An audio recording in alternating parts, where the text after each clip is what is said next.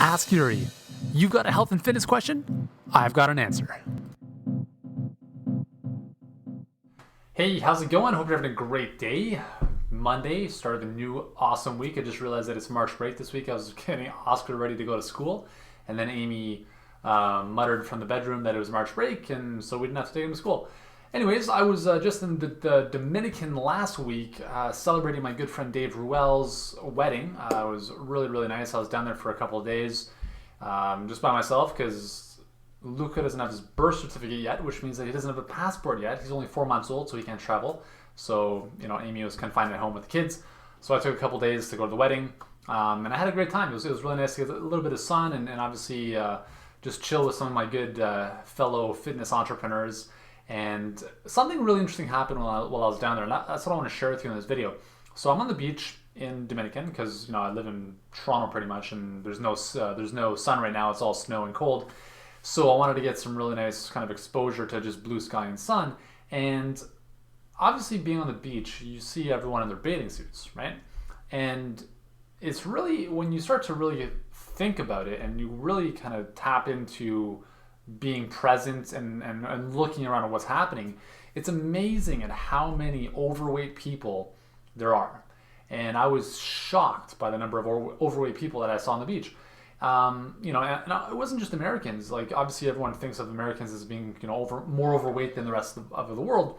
But Punta Cana, where we were, well, apparently was a big hub for a lot of European travelers. So there was people from Poland, Russia, England, France, you name it, everywhere, Canada, the whole bit.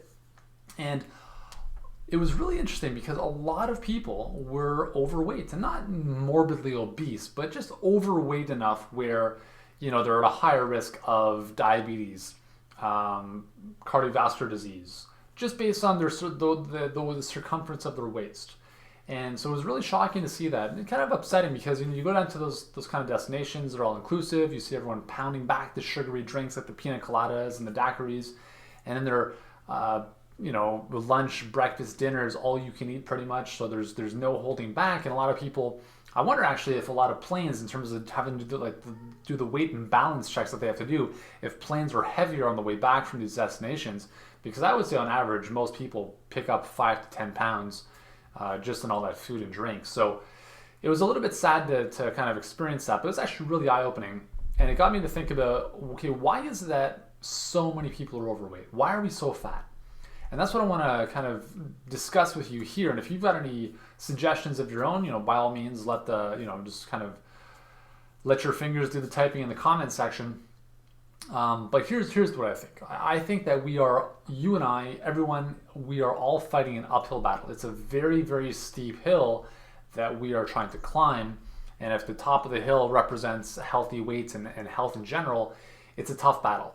Okay, because I came up with this quote that I was laying on the beach and I thought about this, and it goes along the lines of this: our impulse to eat crap foods is far greater, in most cases, than our will or willpower to eat healthy and exercise regularly. Okay, so again, the impulse to eat packaged processed foods is a lot more powerful than our desire, our best intentions to be healthy.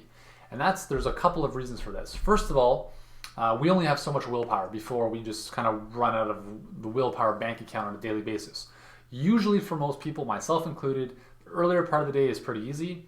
Dinner time starts, unless you've got a plan there, sometimes it can go south, right? So you really need to, have a good plan and preparation ahead of time. But I think a big portion of why we're so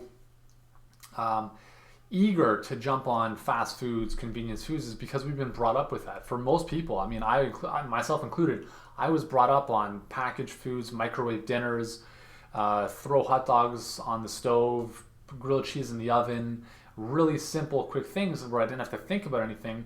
I don't even think I made a salad ever in my life up until in my early to mid 20s.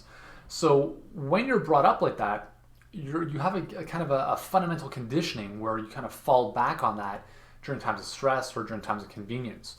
The other problem is that we've been so heavily marketed to with TV ads, displaying these juicy gourmet hamburgers from Wendy's with like the cheese oozing over. And obviously when you watch that, if you're pretty impressionable like most people are, you're going to want to go to Wendy's and grab a burger. Okay, it could be, you know, whatever joint you want it to be, but let's just use Wendy's as an example. So when you're constantly being bombarded by these commercials, whether they be on TV and magazines or radio ads, whatever it is, they're getting into your subconscious mind. Like they're really just embedding themselves deep into your nervous system, and we start to think of these as normal. I've got an interesting thing for you to think about. Imagine we lived on an island where you saw commercials of green juices, green smoothies, fresh fruit, whole vegetables, and fast foods were not even an option. Like you just saw people walking around instead of walking out their Starbucks or their coffees. Like I mean, I think most people drink more coffee than they do water. And, you know, when you see people just walking around, whether it be downtown or wherever it is, they're just sipping on their coffees. What if the world we lived in, this little island, this utopia, everyone was drinking green juices? Everyone. Let's just say, you know, instead of, you know, coffee, everyone is, you know, had some water or they had a green juice and they're walking around with that. You'd probably be more likely to drink a green juice in that case. That's just the nature of our environment. Our environment is always going to be more powerful than our willpower. Okay, so where you live, the people you surround yourself with, the images, the information that you surround yourself with is always going to trump your willpower. Always. Okay, time and time again. That's why if you move to a remote island and you had access to only coconuts, mangoes, I mean, that kind of stuff, you would only be eating that stuff. But if you move to an island where you are inundated with Oreo cookies and pizza and donuts and stuff, well, obviously that temptation is going to be there, and those are what you're going to have at your disposal. Okay, so your environment is very, very, very important. That's why I continue to say you always have to put yourself into an environment where you're surrounding yourself with the right people, with the right foods. If it's in your house, you have to get rid of the garbage. You have to get it out of the pantry, out of the kitchen, out of the fridge. If it's there, it's too easy to eat, especially if you see one of these commercials and then you're like, you know what, I've got a burger in the freezer, I'm going to whip it up on the Barbie and then throw all this garbage on top. Okay. The other thing is that, before I forget my points, I'm just going to, well, yeah, I forgot the other thing I was going to say about that. But essentially, we are living in an environment where it is more, it's more convenient. It's easier to eat poor, healthy foods than it is to eat healthy foods. And I think that's a big reason why so many of us are struggling to lose weight. Now, here's the other thing is that with respect to exercise, exercise only accounts for about 10% of the calories you burn on a daily basis. About 70 to 75% of your caloric burn is coming from your metabolism, your basal metabolic rate. Okay, so that's pretty significant. Exercise is really insignificant in that scheme of things. So again, here comes the commercials where you see the lady in the office thinking about chocolate cake, and she's saying to herself, oh, I deserve a piece of chocolate cake because I worked out this morning. And this again perpetuates the nonsense and the belief that a lot of us have where we're going to go to the gym so that we burn X number of calories, which allows us to eat whatever we want afterwards.